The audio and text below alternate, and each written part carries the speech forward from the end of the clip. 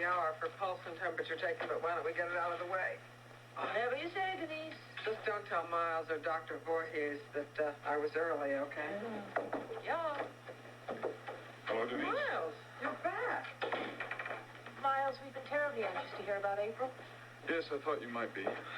So you made your first stop this room. Carol Barkley told me you were in here too, Denise. What did Burnham have to say to April? What did April have to say to him?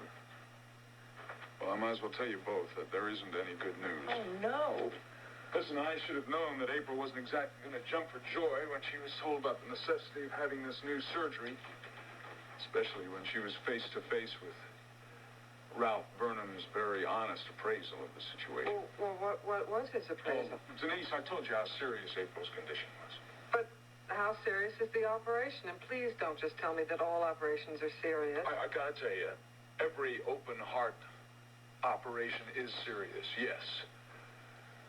The chances are for success, getting better all the time, higher survival rates, more outright cures, and I know April could be cured. I mean, she could be totally and completely cured by this, just as if she'd never had that illness as a child, just as if my father had never...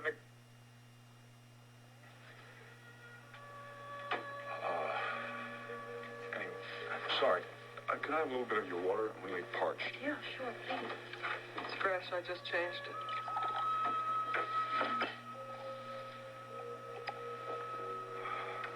Anyway, Dr. Burnham described the operation to her. Told her how it was done, assured her how many times he'd done it with enormous success. But he also told her that there were differences between patients. Some had a better chance than others, depending on how strong their hearts were, how much cardiac reserve they had. April got the meaning. She got it very clearly. That she would simply have to face the possibility that she might not survive this operation. Oh, how awful for her. What a terrible decision for her to have to make. Well, did she make a decision?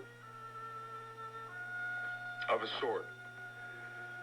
She told me that she was really sure that one of these days, some nice chemist in a long white coat, working in some laboratory, was going to take some smoky liquid and pour it into a test tube, and there would be April's cure. Then it's definite. She's refused the operation. No, I don't believe that. You mustn't assume that, Miles. She just heard about this thing today. She needs some time. Needs some time to get used to the idea. She heard about the pacemaker operation 4 years ago. She's had all that time to get used to that idea, and she never did. Until it was too late. Apparently. Miles, you mustn't give up. You mustn't give up trying. April is a very intelligent young woman. Now, she knows this is the only way for her to be healthy again. But still, it's just amazing how people stubbornly cling to their dreams. I'm sure April does believe there's going to be a miracle drug that's going to cure all her problems. Excuse me. Do you want to see me, Carol? No, actually, I was looking for Denise. What is it? It's Mrs. Tate. She's absolutely desperate to see you. She's been ringing for the past few minutes. Oh, I suppose I better go to her. Well, I think you should. Otherwise, she's going to wear out that call button completely if you don't answer.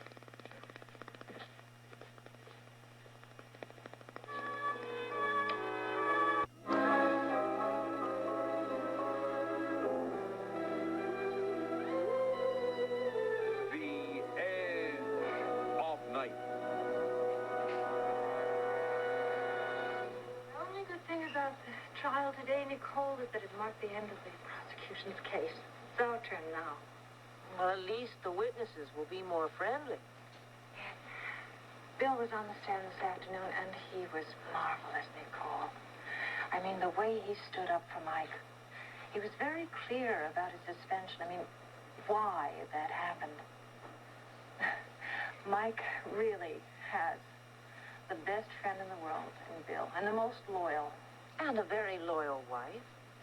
Oh, loyal, but helpless, Nicole. I feel absolutely unable to do anything. There is something I want to do. Mike won't let me do it. Oh, what's that? Well, I want to testify, Nicole. I want to tell my story to the jury. Mother, is that Nicole? Yes, darling, it is.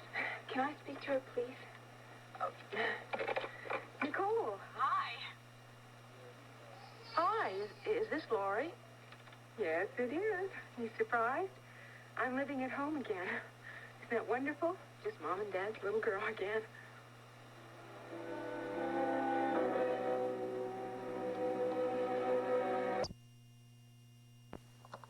I've been meaning to call you for weeks, but somehow I just never seem to get around to it. You know, I thought I'd have all the time in the world when I moved back home, but time just seems to fly by. Yeah, I know what you mean. I've been so busy. You wouldn't believe it. I guess Mother told you I'm staying in Timmy's room. But not for long. We're converting the sewing room into a bedroom. Or that is, we're reconverting it because it used to be my bedroom. Uh-huh. Lori, how's JV? JV? He's fine. He's just never been better. But then now he has two parents full time. I think every kid ought to have two parents, don't you? And he couldn't find two nicer ones than Danny and Tracy. Well, have you seen him recently? No, not recently, but I get reports. Anyway, let me tell you about the room. I've just been so busy, framing pictures for the walls. Mom saved every single awful finger painting I did when I was in school. Did she really? Yeah, some of them aren't bad either. I think if I were to put them in some really nice frames and take them down to the art galleries, I'd probably make a fortune. As a matter of fact, some of those galleries might do very well with those paintings. Nicole, that's what you ought to do. I mean, you're such a good artist. You ought to open a gallery. You'd be a terrific success. As a matter of fact, I did have interest in a gallery a long time ago back in Capital City. Oh, that would be super. You could have a really posh apartment, and an elegant little gallery, and every now and then I could come down there and have tea with you, and we could sit around and talk about promising young artists. Wouldn't that be fun? Yeah, I think it'll be a lot of fun. Only thing is, I'm going to be kind of busy for a while with a baby. Oh, yeah, baby, of course. Well, anyway, speaking of apartments, I haven't decided yet what I'm going to do with mine. Maybe you'd like to take the lease over when you get out of the hospital. I mean, I know it's not posh, but... Lori, I haven't made any plans yet. Well, I know. I could ask Danny and Tracy. They haven't decided where they're going to be living. They put a deposit on a place, but it's really a little expensive. That's a great idea. Thank you, Nicole. Honey, that was your idea, not mine. Oh, well... Anyway, I'm going to go right down to the New Moon and tell them all about it. I think it's perfect. After all, JV will be right at home near Pony. Bye-bye, Nicole. It's really nice talking to you. I'm Nicole. It's me again. Bye, Mom. Goodbye. Be careful, please. I will, Mom. Don't worry.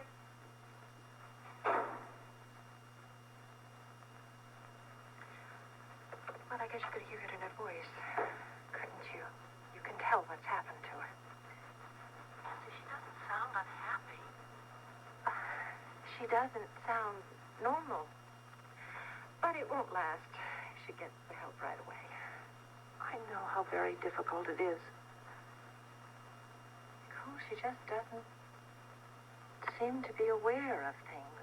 She doesn't ask anything about the trial, about what's happening. It's almost as if she doesn't know it's going on.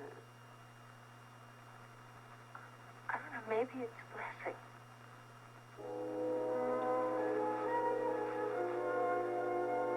You guys got it all wrong. I didn't lift those sweaters. I got them from a buddy of mine. What do you call it? A retailer. A retailer, huh? Yeah, that's right. I mean, he was stuck with all this here merchandise, so he asked me if I wanted to help him out. Sort of like sell the stuff to some of the guys I know. And so you just sort of decided to turn your station wagon into a traveling sweater store, is that it? That's the idea. Hey, that's a good name for my business. I can paint a sign on my station wagon. Packy Dietrich's Traveling Sweater Store. Thanks. Hey, Packy, how much were you getting for your sweaters? $20. And listen, that's a bargain. That stuff's all imported. That's right, Packy. All from England and Ireland. Real good stuff, too. Any place else it would probably have gone for $70, $80. Yeah, that much? Yeah, maybe even more. Why, that's real good stuff. Lamb's wool, cashmere. Real expensive stuff. Packy, you were cheating yourself. What do you know about that? And here I was letting it all go for $20. 15 sometimes. I mean, that's all Otto paid me. 15 lousy bucks. Hey, you guys want to pinch somebody, you ought to go arrest that Otto. Son of a gun cheated me. All right, Packy, let's cut the bull. You know you didn't get that stuff from any retailer. You got it from the packing cases down on the docks, right? Wrong. Look, you know how easy it is to check. All we have to do is call the company, check the bills of lading, see what's come in and what's missing. You go ahead. Here's the telephone, huh? You ask the shipping company, see what they say. Don't worry, Packy, we'll just do that. You know, you can save yourself a lot of grief if you were to tell us. Maybe save yourself a few months in jail, too. I didn't pinch nothing. Nothing. You are real sure you don't want a lawyer, Packy? Might be better off if you had one. Hey, I don't need no lawyer on account of I didn't do nothing wrong. Hello, Chief. Chief? This is Chief Chandler. Hey, what's the idea of calling the chief? I mean, what's the big idea around here, huh? A couple lousy sweaters. I heard rather a lot about Packy Dietrich these past 3 weeks. You may be in a lot more trouble than you think. That's what we were telling you, Chief. Says he doesn't want to call himself a lawyer. Says he can handle this all by himself. Yeah, I changed my mind. I want to make a call. Gonna call a lawyer? I'm allowed to make a call, ain't I? I'm only asking who you're going to call. A lawyer or your pal, Rainey Cooper? About you than you think, Mr. Dietrich. We know who your friends are. We know where you hang out. But most important of all, we know about your little extracurricular activities. That's right. We know about that little deal you're working down there on the docks.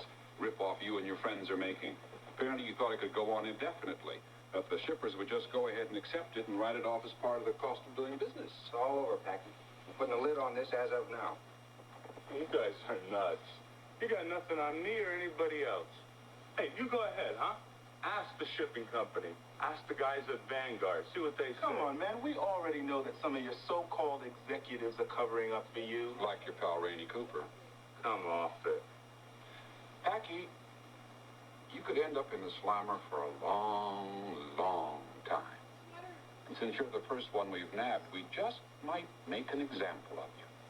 What do you mean an example? Well, your buddies might decide to go straight when they hear that you've gotten, a nice 5 to 10. Wouldn't that be a shame? Spend the best years of your life behind bars with all those chicks on the outside. Yeah, and a stud like you would really suffer. I mean, suffer. Hey, listen, I want to make that call. Okay, call your attorney. Make sure he's a good one, because you're going to need him. Hey, you guys are kidding me. You know I ain't no big shot crook.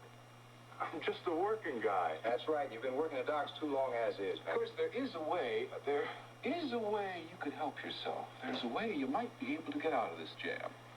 Hey, I ain't turning in my buddies. This may have nothing to do with your buddies.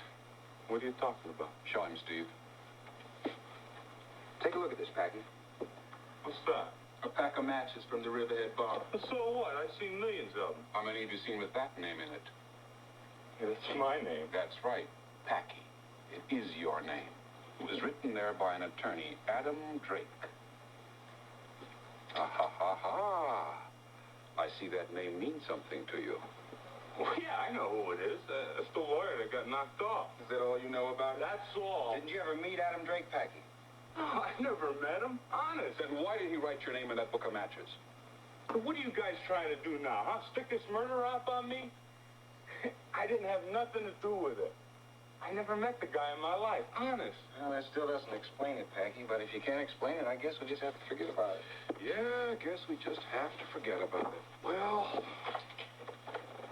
okay, fellas. Book him. Grand larceny's the charge. See if we can get the DA to come all out on this one. Hey, wait a minute, huh?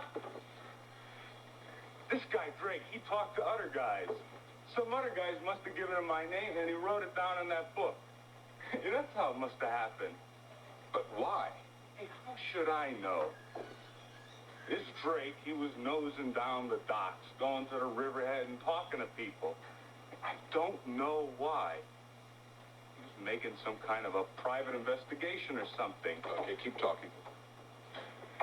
Somebody told me he was after some big shot, some big international crook. Don't ask me. That's what Rainey said. Hey, I mean, guys, look at me. Do I look like a big international crook? Make that call, Packy.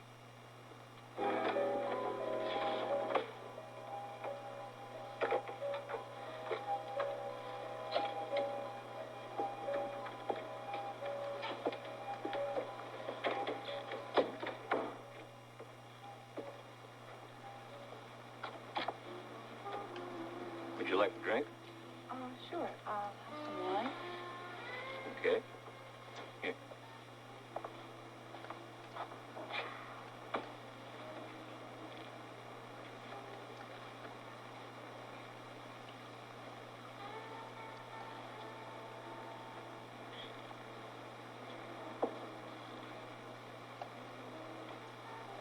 Here's your wine. And here's your toast.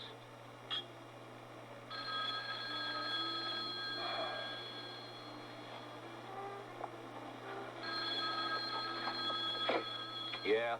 Hey, Rainey, it's me. It's Packy. Hey, I got trouble. I've been arrested.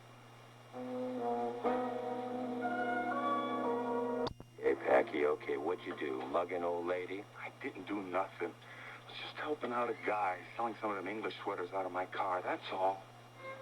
That's what they busted you for? Peddling without a license? They said I swiped the sweaters from the docks. Hey, you know I wouldn't do a thing like that, would I?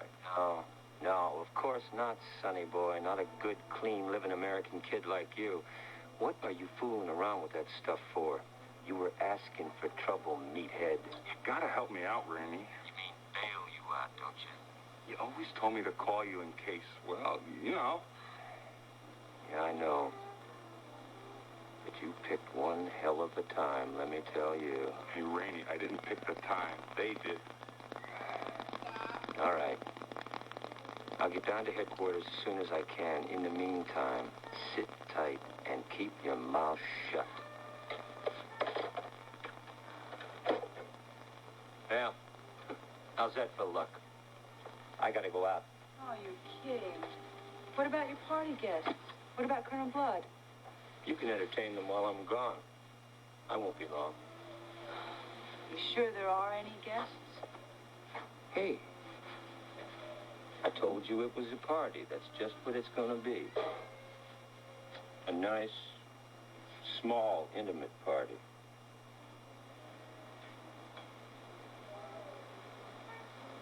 I'll be back.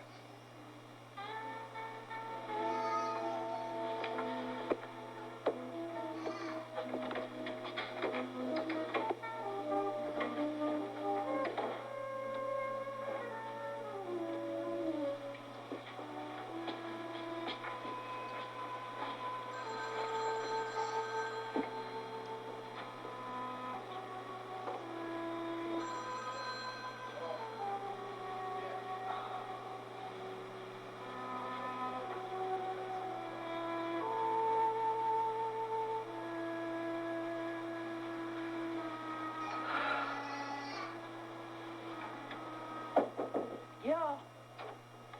All right to come in? Oh, yes, please. This is not a formal visit. I just thought I would stop by, see how you were feeling. Oh, I'm fine. Doesn't sound like you're fine. Truth is, I have had better days. I guess I should have checked my biorhythm chart. Well, I don't need any chart to guess why you might be feeling low. You've been thinking about things? Maybe about my little sister's heart, or your friends Mike and Nancy Carr? Yeah, I guess so.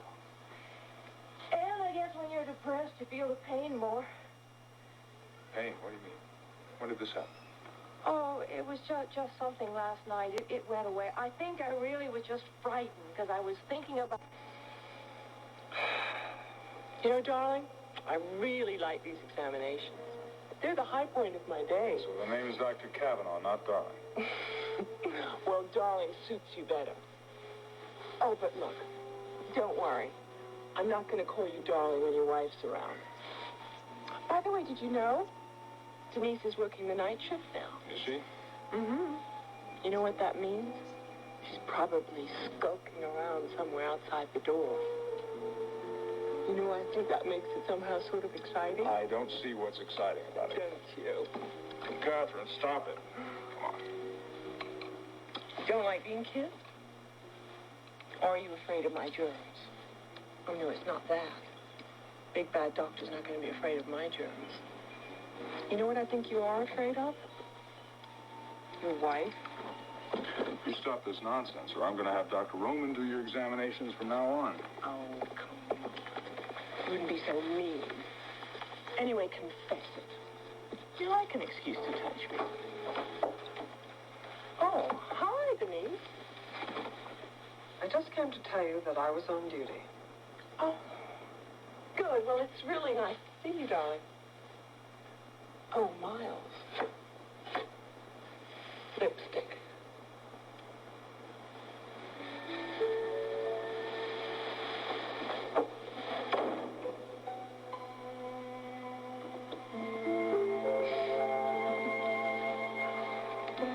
I guess you've probably been told what happened later on that evening.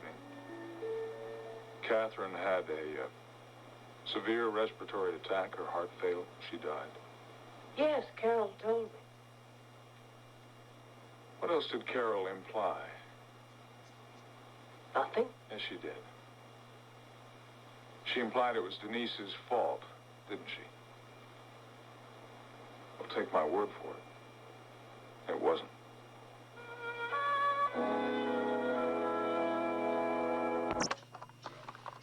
Stories all started. But they weren't true. I mean, Denise did answer that call. All right. Tears aren't going to help the situation. Just get a hold of yourself. I'm sorry, Mom. This has been so terrible. You've lost patience before. We both have. And it was my first time on duty. I didn't do anything to help. But Miles, listen, I couldn't have. I mean, I really didn't even know what was happening. You could have answered her bell, Denise. You could have been at your station when she called. Miles, I would have. You know I would have. I swear it, but she didn't call. I didn't know. She didn't call. Did you see the body, Denise? Her hand was glued to the call button. We had to pry open her fingers to release it. Miles, it did not go on.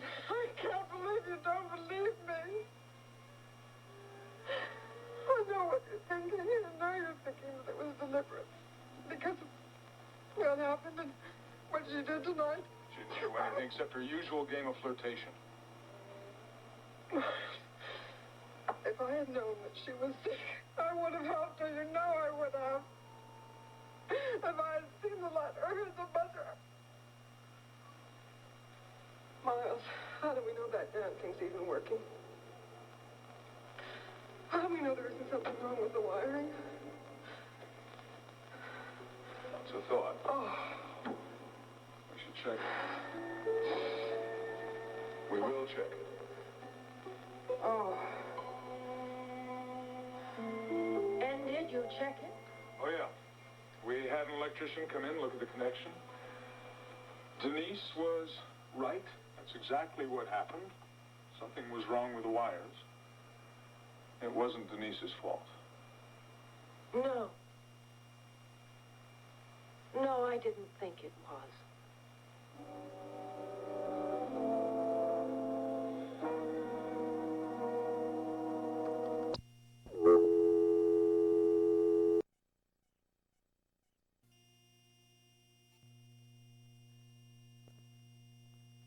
Oh, dear.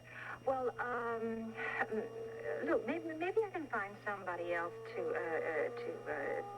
stay with Laurie. I'll tell you what, I'll try calling around in the neighborhood. And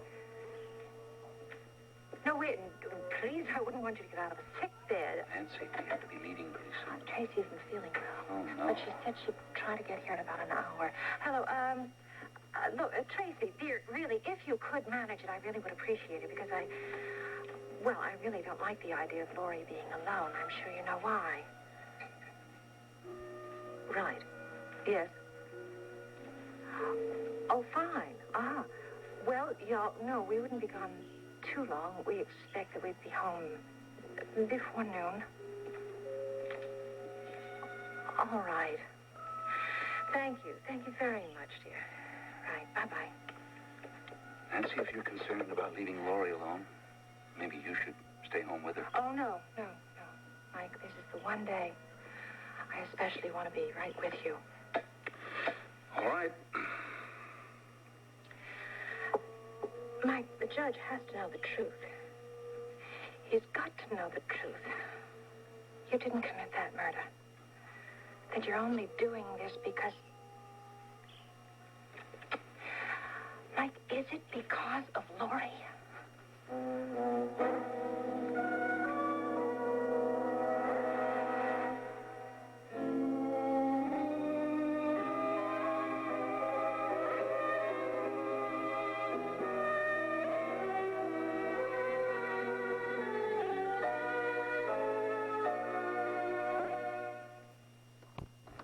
Nancy, you've got to put that thought out of your head.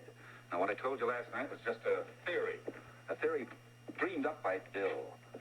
But does anyone else think that Lori killed Bo Richardson? I told you who started this story. Raymond Harper. Now, can you think of anyone more unreliable? Darling, all we've got to be concerned about right now is getting to that courthouse. Certainly can't be late for my own sentencing, can I? Who knows? The judge might throw in an extra day or two for contempt. Frank, I want you to tell me the truth. Please, are you doing this to protect Lori? Lori needs protection, doesn't she? She needs to be shielded from these speculations and theories, and that's why I don't want to talk about this ever again. Certainly not in front of her. Honey, I wanted to talk about it with you last night. That's what I wanted to do. Darling, we both needed the rest. Oh, please, my goodness, do you think that I slept? I lay there half the night just thinking, wondering. Maybe you were making some kind of a sacrifice. I don't see a halo over my head, do you? And you didn't sleep either. I know. You were just pretending. Like, I just kept wondering, maybe you were having the same thoughts I was having about Lori's behavior. Honey, her behavior is that of a very sick young woman. But the sickness doesn't include murder. Well, do you know, I kept asking myself last night. I kept asking myself, what was it?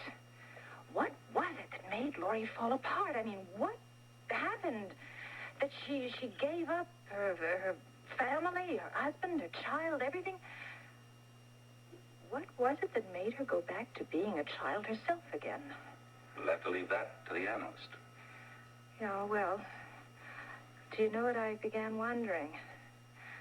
I began to wonder, maybe it was a sense of guilt. An overwhelming sense of guilt that it wasn't just killing Bo Richardson, it was you taking the blame for that killing, and maybe Lori just couldn't come forward with the truth, and she hates herself for it, so maybe, Mike, maybe that's why she's just wrapped herself in the protection of a child, and maybe she's gone back to being a child because she can't deal with being an adult.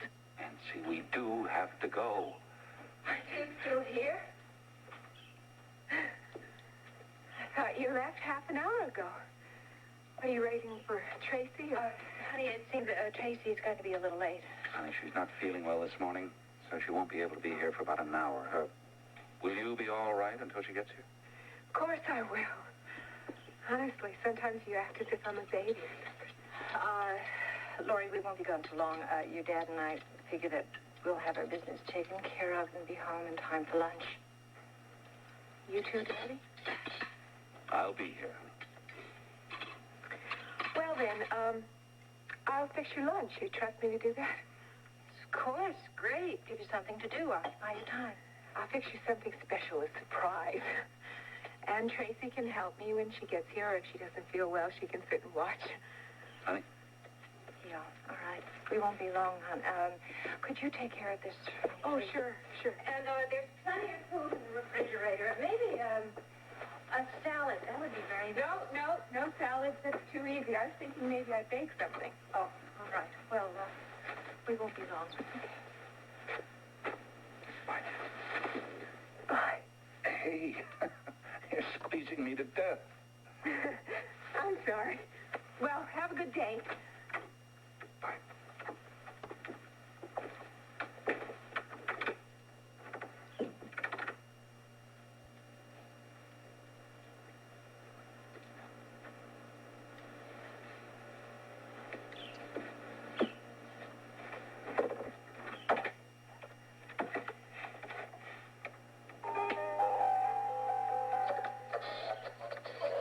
The shutdown of the E.L. Wilson factory was the third plant closing in as many weeks, and the chairman of the Monticello Chamber of Commerce, Randolph Price, once again called for business tax relief for the embattled local companies.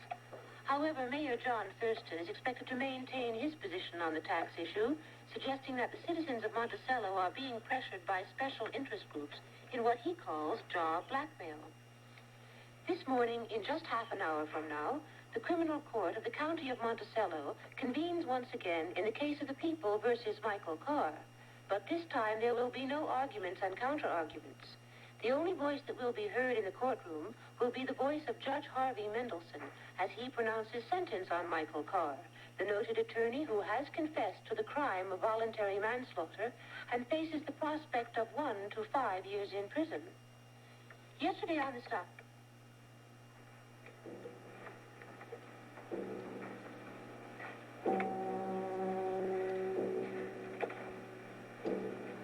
For all the news you've given me, I might as well have interviewed the waitress if I could find her.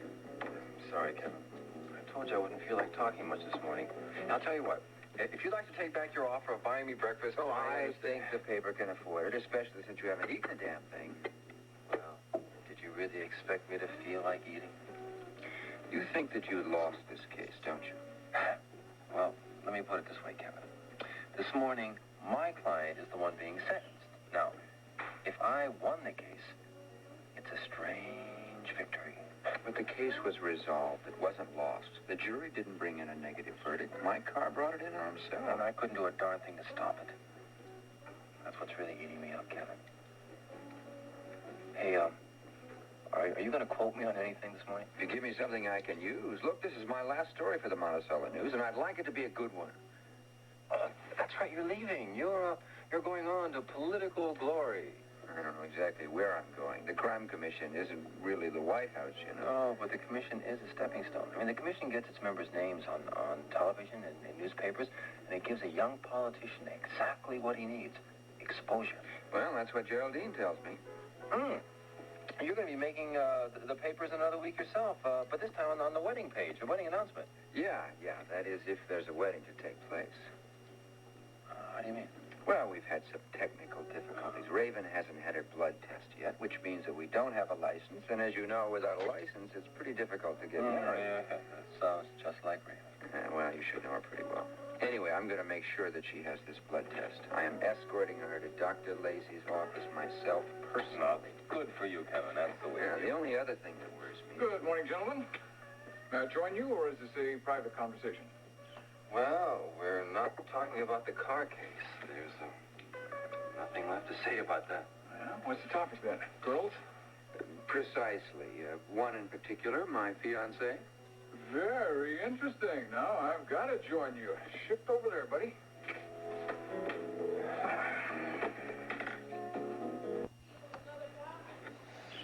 Well, good morning. How are you, Gloria? All right. You good? Yeah?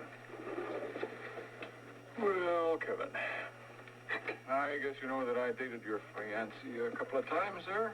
Before you were betrothed, of course. Yeah, I guess I'm aware of that. You know what we've got here? The Raven Alexander Fan Club together under one roof.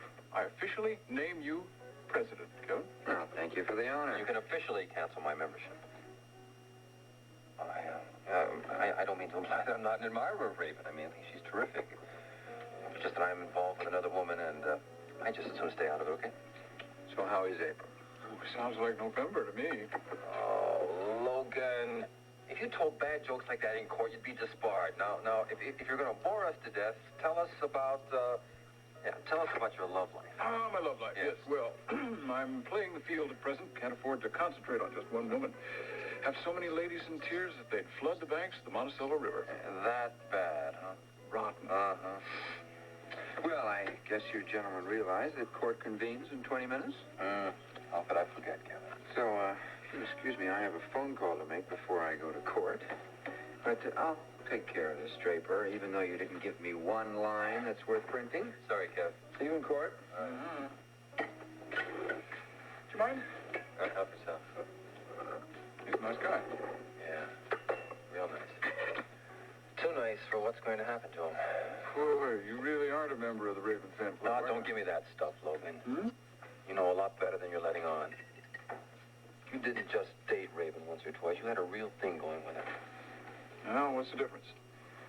One more week, and she's a Mrs., not a Ms. We can disband the club for good.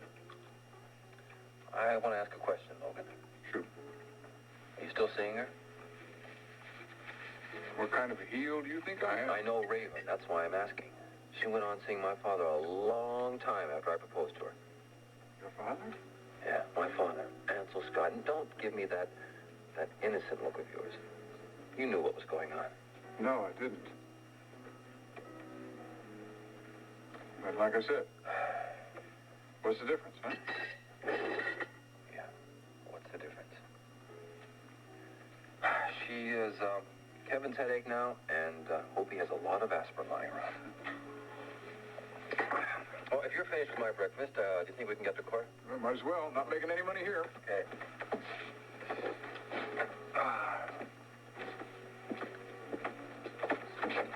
No, I don't have to speak to Dr. Lacey. I'm just calling to confirm my... Oh, okay, all right. That's all right. I'll wait then. Hello, Dr. Lacey. Hello, Kevin. Is it true that I'm going to have the privilege of taking Raven's blood today? Well, I'm about 99% sure. I'm going to bring her over to the office myself. Good. I was going to suggest that just to make sure she doesn't get away again. I suppose you realize that there's a 3-day wait for the license. Yes, I know that. Dr. Lacey, have you had any word on that, the report, the lab test, the fertility test? Well, no, actually the report has come in, but I haven't had a chance to look it over yet, Kevin. Perhaps we could discuss it when you get here this afternoon. Sure, fine. Okay, I guess around 3:30 then? That'd be fine. Sounds good. So long.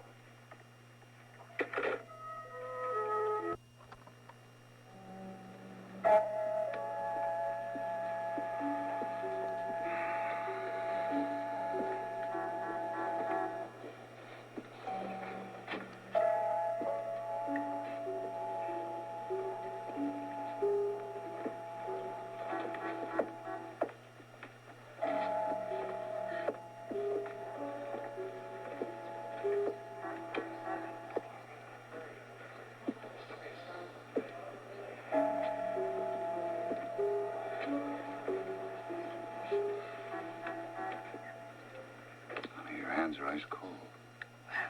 Cold here. Chilled to the bone. It's nerves. Darling, I know this isn't going to be easy for you. Maybe it would be better if we... Honey, no, please. Please don't ask me to do anything. I just want to stay here with you, all right? I was going to suggest that we go inside in the courtroom. Oh, I thought you wanted to meet Draper here. Well, I don't think you'll have any trouble finding me in the courtroom. I'll be at the same old stand for the last time, thank goodness.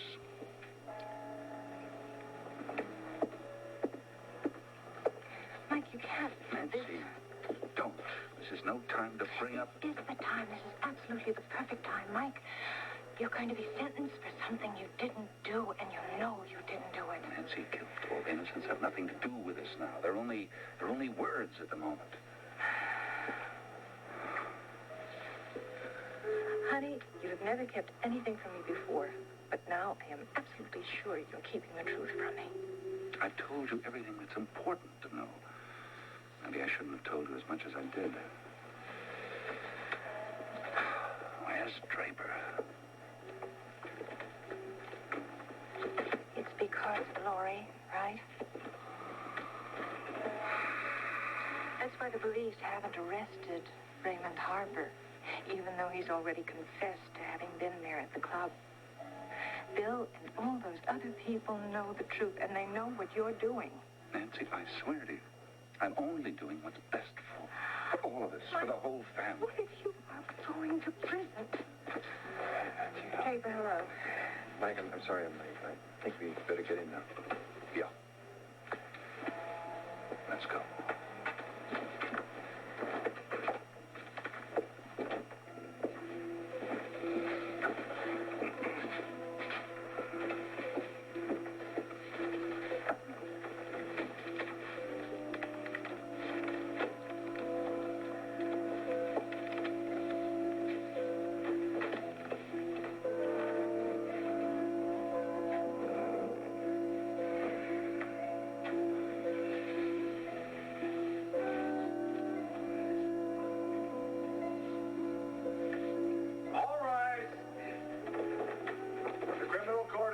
Monticello is now in session. The Honorable Harvey J. Mendelson presiding. Be seated.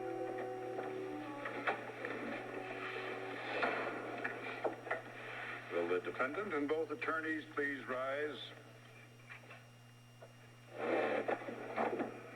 Michael Carr, you've confessed to the crime of voluntary manslaughter in the death of Beauregard Richardson on the night of April 1st, 1977. Do you still maintain that this confession was made by you in the full knowledge of the consequences and with no prior commitment regarding punishment made to you by any officer of this court? I do, Your Honor. Then, having been found guilty of the crime of voluntary manslaughter, it is my duty to sentence you to a prison term mandated by the laws of this state, according to statutes 12 through 21 of the Criminal Code.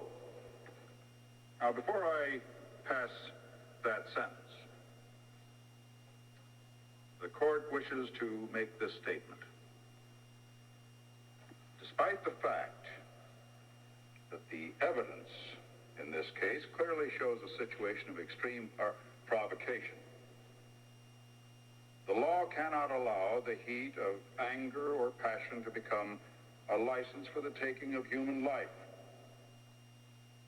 Therefore, it's my duty to sentence you to a term of imprisonment of not less than 2 and not more than 5 years.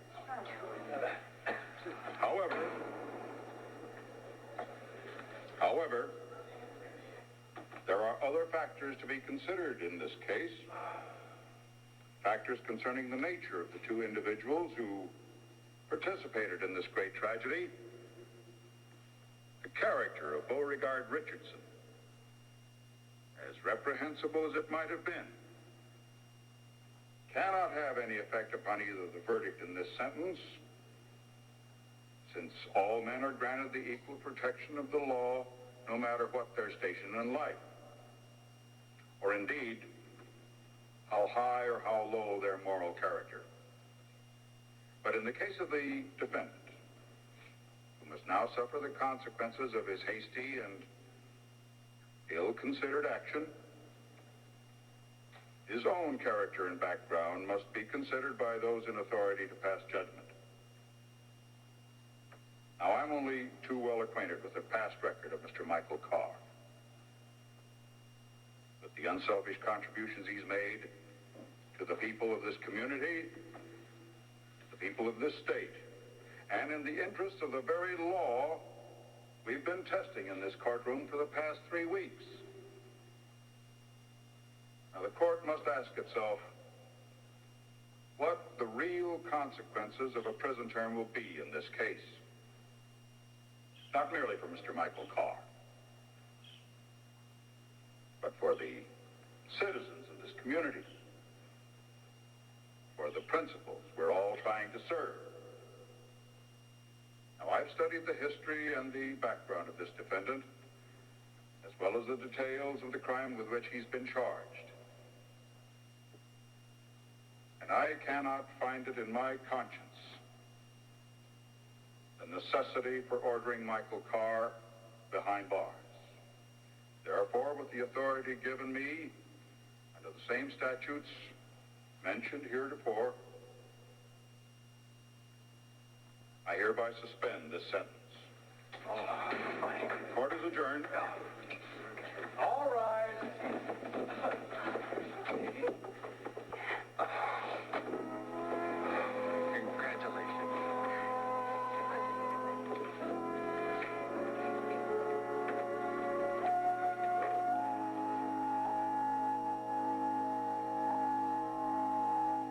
Relief. I told you it would be all right.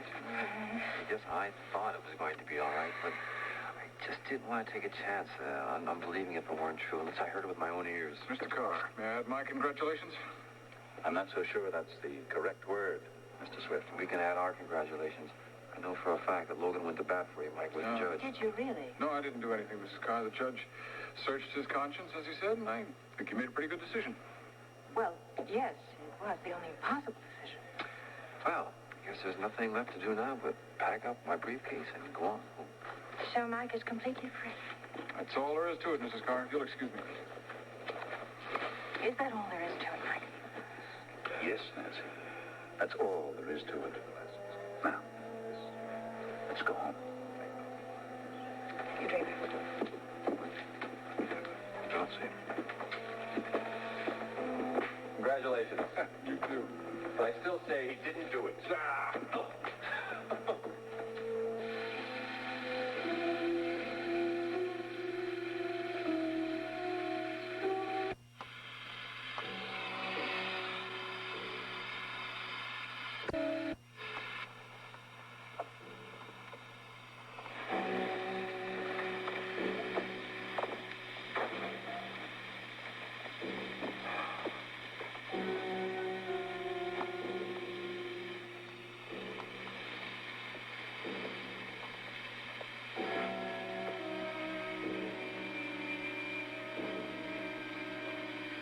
Strange.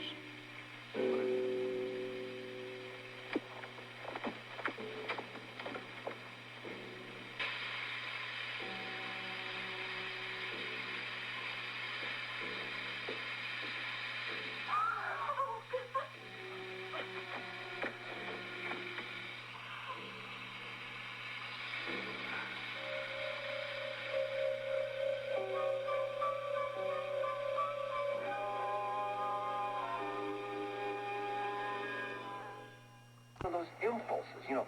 I got out of the courthouse and I walked over to April's and I thought, now, what could we do? So she suggested we take a long drive in the country. It's the only way to make us forget this whole experience. You want to know the truth? I was the one who suggested we take Route 19 just because it was on the way to the Claremont. How do you like that? You hear that already? Already, I'm being manipulated. I'm glad you were. It's wonderful to see you both. And you don't mind our surprise visit. Mine, I love it. Surprise me every day. I thought it would be an especially good day to come and see you because Draper's kind of down about what happened this morning, and I thought we could both cheer him up. He should be very happy. Well, it is good news, Draper. You have to admit that. Sure it is. And the suspended sentence is exactly what we were hoping for. Mike won't have to spend even one day in jail now. And then what could be better than that? I know an acquittal would have been better. That's what Draper was hoping for. And you might have gotten one if Mike hadn't changed his plea to voluntary manslaughter. You know what they say, Nicole? Everybody has 20/20 vision in hindsight. Truth is, I don't know if Mike would have been proven innocent if he hadn't copped a plea. And we can only surmise that he didn't think he would. And Mike is a very experienced criminal lawyer, so just maybe he's doing the right thing, huh? It depends on what you mean by right. Now, look, I'm not judging the guy. I understand I might have done the same thing in his shoes. But Mike told a lie to get that suspended sentence, and there's no way to get around that. Look, maybe it isn't wise to analyze this too deeply. Let's just look on the bright side. That's what I've been trying to tell Draper. Look, Draper, Mike is free. He's not going to jail. And as far as I'm concerned, that is just as good as an acquittal. You should be very proud of what you've done. Oh, I wish I could be, but I can't. And look, I'm glad the two of you are trying to make me forget about this whole thing. And I'm glad Mike doesn't have to go to jail. But let's not kid ourselves. He's out of prison, but he's not really free. Of course he's free, Draper. It's not as though he's on parole or anything But the like sentence is that. bound to affect him. I'm sure Nicole knows what I'm talking about. Mike pleaded guilty to murder, and people aren't going to forget about that. Even people that were pulling for him. They'll think twice before they agree to have dinner with him or drinks or to do business with him. It's not going to be easy. Something else. The Bar Association might stop him from practicing law. Oh, I can't believe they'd do that. It's almost a certainty. Mike pleaded guilty to a crime, a serious crime. And even though the sentence was suspended, the guilt is there. Kind of hard to imagine Mike without his law practice. Such a big part of his life. It's going to be part of my life, too. That's right. Draper was going to be Mike's partner. Now, it looks like there's not going to be any law practice at all. What are you going to do? Seems to me you're going to have to open up an office of your own. Yes. And I'll sit there with my fingers crossed. From the looks of things, I'll be sitting there with my fingers crossed for a long, long time.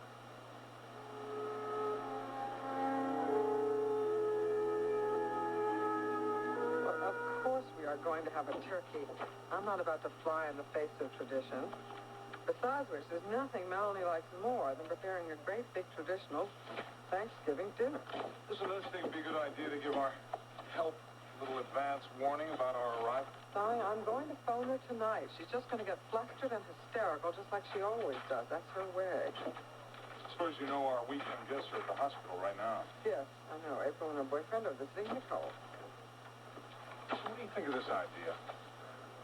What about sending April down a few days in advance, make sure everything's all right? I bet she'd enjoy that. Darling, that is an inspiration. My Mike, do have a social imagination after all, don't you?